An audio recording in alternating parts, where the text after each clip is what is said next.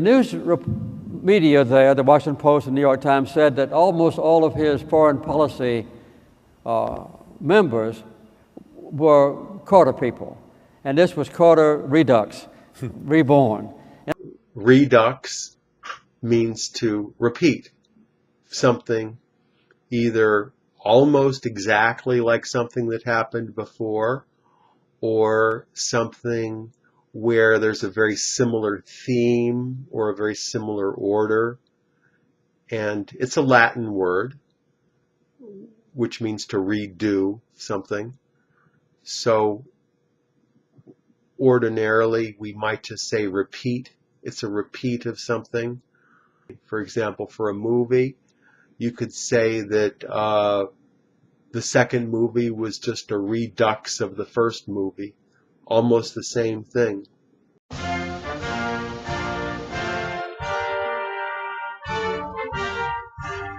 And sometimes the president might say, privately, I agree with you, what you advocate, but I can't espouse that position because of other considerations that I don't have personally as a private citizen. And espouse means to speak favorably of something to the point of being very loyal or very convicted about something, almost as if it's your own, like you're married to the idea.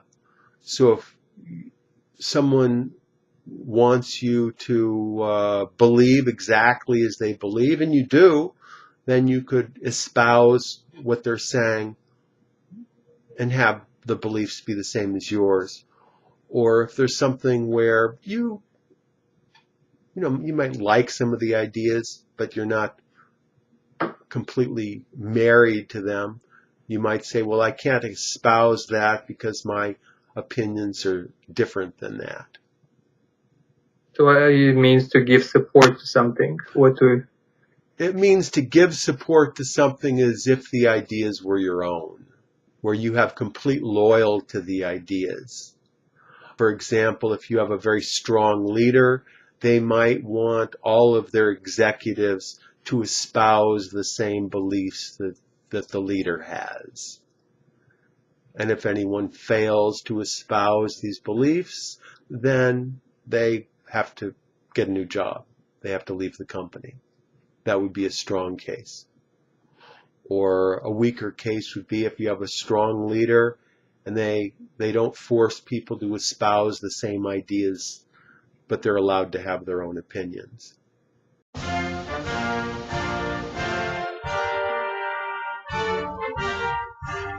We interceded as best we could. I did personally on behalf of the Carter Center against the execution of Troy Davis.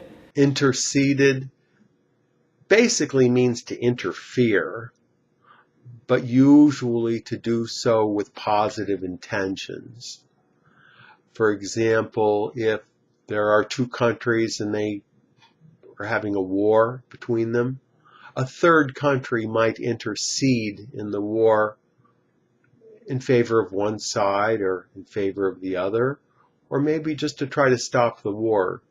Or if two employees at a company are having very strong disagreements with each other and it's interfering with their work, then the boss might intercede to try to prevent this clash from causing problems with the company. Or parents oftentimes intercede in Exactly. Two children may be having a dispute, so the parents might intercede in the dispute to try to resolve the problem. Or could also be where somebody is an alcoholic or they're on drugs and they have what's called an intervention, where outsiders come in and tell the person to clean up.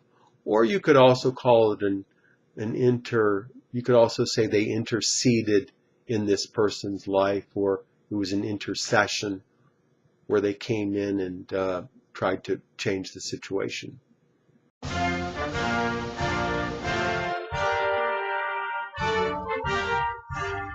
Because almost every person who testified against him in his original trial had recanted or changed their position and said that they were erroneously remembered. To recant means to take back something you said. For example, if one woman said that another woman's dress was ugly and it started a big fight, she might recant what she said and say that it's really a very pretty dress. Or typically when someone changes religion, they may have to recant their old religion and say they no longer believe in that and that they now believe in their new religion. So typically to recant something is a formal process of taking back what you said before, or to a slight degree what some people would say, walk back what you said before. Say that what you said before was not true, and then what you're saying now is true. You said walk back? That's an expression they use. They say take back something. Take back something is where you say that something you said before is not true. Or you can also say walk back something. That's similar to take back, but it's a slower process. It's where you say, well, I might have not spoken correctly, or I might have misspoke, where you try to convince people that you didn't really say what you really said. And politicians also can recant something when they say something which they think is not politically reckless thing to say, or can have long-term consequences, then they will recant their statements. Or also they can retract their statements. They can retract, right. Recant is a fairly powerful process. So if somebody were to recant what they said before, then people might question their honesty.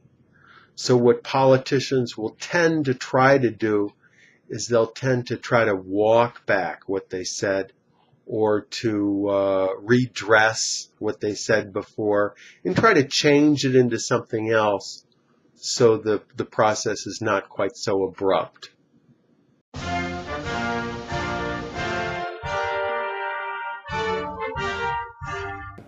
I hope that in the future we'll join all the other, quote, civilized countries in outlawing the death penalty and substitute for it perhaps a life sentence without parole.